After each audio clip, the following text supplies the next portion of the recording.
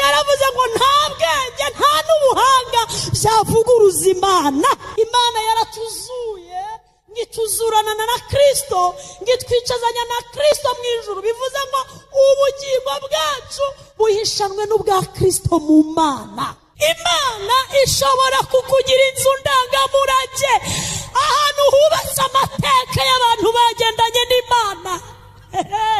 Abantu bagendanye n'Imana bihanganiye ibibagerageza, niko Yakobo yanditse. Yaravuze ngo hahirwa uwihanganira ibimugerageza, kuko namara kwemerwa neza hazambikwa ikamba ry'ubugingo iry'Imana yateguriye abayizera bose. Urwo ruganda Imana inyuzamo bene uwo muntu rwitwa ubushake bw'Imana. Kandi ubwo bushake bw'Imana bungana n'icyo Imana izagukoresha cyangwa se icyo uzayimarira. Imushyira ku iseta ry'abantu bageragezwa itababajije. Kubera iki? Imufitiye icyizere kugera ku kigero yumva itahungabana Yobu yagerageje. Kimwe mu bintu byantangaje numva nsheshe urumeza ni ugupfusha abana b'abahungu 7 umunota umwe, ugapfusha abana b'abakobwa 3 mu isegonda rimwe.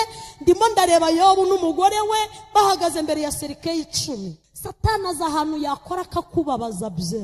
Ibintu byaziritswe n'Imana, Imana yishyiremo umubare w'ibanga, niyo yonyine wikurira ngo byari kugira ngo Imana iziheshe icyubahiro, ngo yerekane ko n'abakecuru bashobora kubyara. Ikuremo imibare y'abize biology, ngo urabona ngo umugore ngo nibura yagerageje ngo muri 45 biba byarangiye. Reka da, ku bantu birarangira ariko ku Mana birakomeza. Ibigeragezo by'abakristo bitandukanye n'ibigeragezo by'abapagani. Ibigeragezo by'abizera byerekana umucyo wa Kristo mu isi. Kubera iki? Banyura muri iyo nzira ntibatakaza ubuhamya, bakagenda nk'uko Yesu yagendaga. Impano zinezeza abatwumva uwo mwanya, ariko imbuto zihindura abatureba n'abatwumva. Satani ntashobora kurwanya impano iyo kugira gutyo ugatitira ngo iravuze uku ibi nibito gufata mikrofone ukabwiriza. Ibi ni ibintu bisanzwe rwose, ni ibintu byoroshye. Yesu we, gutegura intebe mu rusengero ni ibintu bito. Ntago Satani arwanya impano rwose.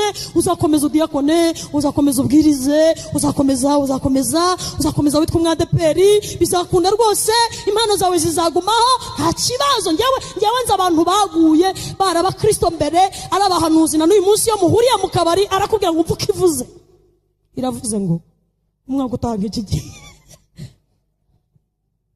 Ukuvuga Yesu ugenda usa nawe, ukutindana na Yesu ugenda uvuga nkawe, ugenda ureba nkawe. Hari ibintu bitakubaho watindanye na Yesu. Yesu ashimwe. Haleluya, haleluya.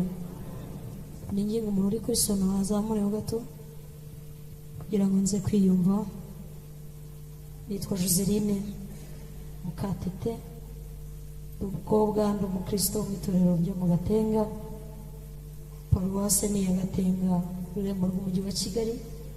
Dushimye Imana yateguye iki cyumweru kugira ngo dusenge twibuka kuzuka kwa Kristo, ariyo Pasika yacu. Imana yarakoze kudutegura, kuduha ubuzima. Imana ihabwe icyubahiro, kandi dushimiye Imana yaduhaye Yesu. Amen. Kigeretse kuri ibyo, Paulo yandikira Abefeso ngo hari imbaraga zamuvanye mu bapfuye arazuka. Turashimira Imana ko ataheze mu gituro, ahubwo yarazutse. Shingiro ry'ubutumwa